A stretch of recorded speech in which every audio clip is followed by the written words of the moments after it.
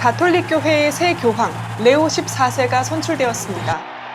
69세, 교황 중엔 젊은 편이지만 세상 기준으론 은퇴할 나이기도 한데요. 69세의 나이에 14억 신자의 정신적 지주가 된다는 건 상상 이상으로 무겁고 힘든 일이기도 합니다. 그런데 이렇게 고령에 의미가 있는 일을 하는 게 건강에 좋을 수 있다고 합니다. 고령에도 일하는 삶, 우리에게 어떤 의미가 있을까요? 건강하게 오래 일할 수 있는 비결, 함께 알아보시죠.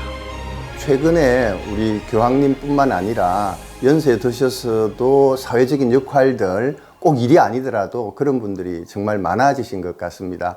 오늘 제가 진료하신 분 중에 한 분도 83세 여성이신데 경로당에서 어르신들 같이 케어도 하고 식사도 하고 이러면서 일주일에 한 번씩 강연도 하고 그러시더라고요. 그래서 이런 분들을 보면 실제로 건강해서 저렇게 일을 하는구나 이런 생각도 약간 들기도 하지만 또 한편으로는 저렇게 어떤 삶의 목적을 가지고 사회적인 역할을 지속하는 것이 훨씬 건강에 좋다라는 것들을 느끼게 됩니다. 근데 이게 저 개인의 느낌이 아니라 실제로 한 2010년 전후부터 고령 사회가 되면서 나이가 들어가면서 사회적인 역할을 어떻게 해야 되느냐라는 여러 가지 연구들이 있었는데 대부분의 연구들의 결과는 이러한 사회적인 역할을 지속했을 때 특히 돈을 벌기 위해서만 일하기보다는 삶의 목적을 가졌을 때 훨씬 더 건강하고 또 여유로운 삶을 가지게 되더라라는 것이 결론입니다.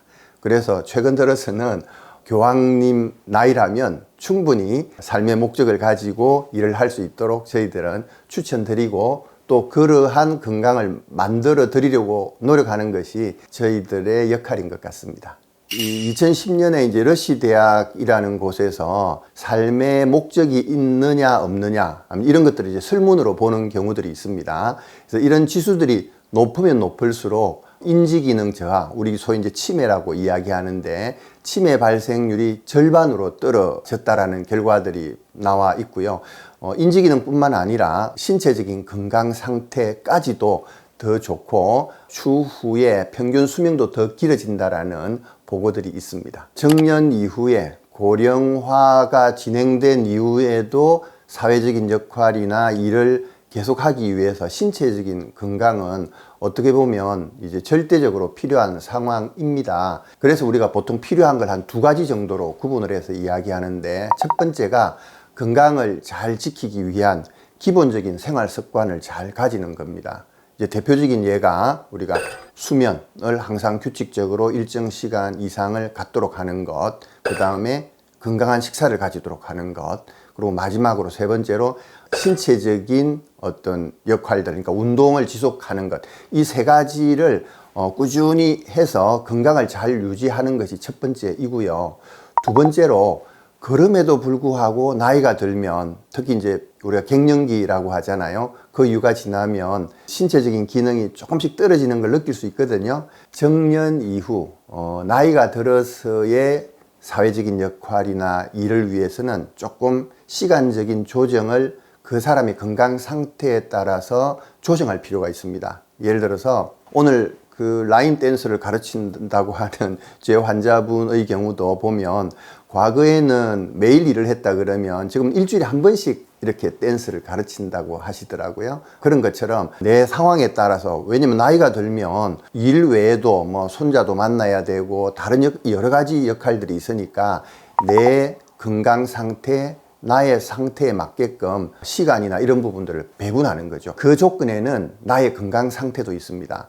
하루 종일 일하기에는 조금 버겁다라고 할 때는 뭐 1시간, 2시간씩 매일 하더라도 시간을 줄이거나 아니면 일주일에 한 번 내지 두 번씩 파타임 같이 일을 하는 이런 것들이 도움이 됩니다. 최근에 뭐 우리나라의 서울시나 아니면 뭐 일본이나 외국의 경우에도 고령자 일자리 찾기라는 이런 여러 가지 무브먼트들이 있는데 이 내용들은 대체로 시간이나 상황에 따라서 그 강도를 조절하는 것들을 진행을 하고 있습니다. 몇 살까지 일을 할 수 있을까요? 우리 환자분들도 많이 질문하는 내용인데 사실 이때는 이제 나이가 딱 정답이 있는 건 아니죠. 그래서 본인의 역할이나 신체적인 상황에 따라서 언제까지 할 것인지를 이제 결정을 하는데, 그것도 언제 딱 끝낸다라기보담도 지나면서 나의 역할 정도를 조정하고 시간도 조정하고 이렇게 하면서 끊임없이 내가 사회의 일원으로서 뭔가 봉사하는 그런 역할들을 지속하는 것이 그래서 그만두겠다 이런 생각보다는 역할의 재설정, 또 이것에 따라서 어느 정도의 강도, 어느 정도의 관계를 가질지를 결정하는 것이 더 좋을 것 같습니다. 예, 얼마 전에 이제 우리 병원에 건강검진을 정기적으로 받는 분이신데 86세시거든요. 남자분이시고 치과의 기공사 역할을 하셨는데, 최근 들어서 하는 일이 보니까 주로 이제 후배들 가르쳐 주고 이런 일들을 하시더라고요. 실제로 직접 이 기공이나 이걸 하지 않지만 후배들한테 어려움이 있거나 이랬을 때 어떻게 하는 것이 좋겠다 이런 것들을 지속적으로 상담해주고 가르쳐주고 그런 역할들이어서, 그러니까 기공 역할을 하기에는 좀 힘들고 그랬는데 후배들 가르치고 이러니까 훨씬 더 도움이 되고 후배들도 좋아하고 좋은 관계를 유지하고 이런 것들은 상당히 좋은 사례로 보입니다.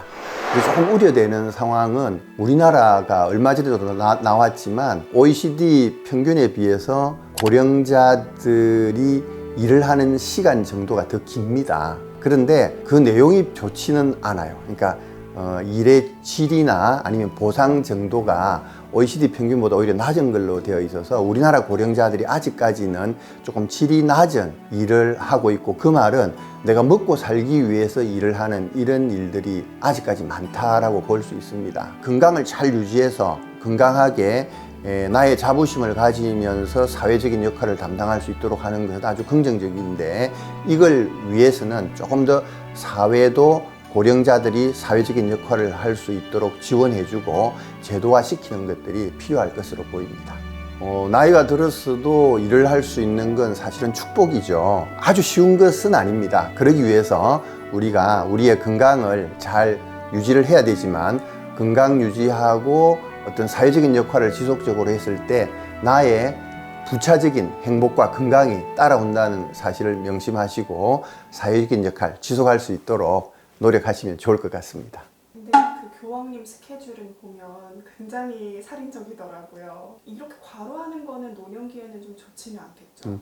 일반적으로 이제 저희들이 과로를 하도록 권하지는 않습니다만, 이 교황님 같이 특별한 목적 의식이 있거나 과거부터 쭉 해온 신체적인 기능들이 있고 이걸 같이 할 수 있을 때는 오히려 이런 것들이 도움이 되는 걸로 되어 있습니다. 그래서 무조건 과로는 안 돼 이것보다는 내가 하고 싶은데 꼭 해야지 라고 하면 지속해 보려는 노력을 해보는 것도 좋고요. 다행히도 잘 된다 꾸준히 하셔도 괜찮습니다. 괜찮을 뿐만 아니라 오히려 더 오랫동안 건강을 유지할 수 있는 중요한 키가 될 수도 있습니다.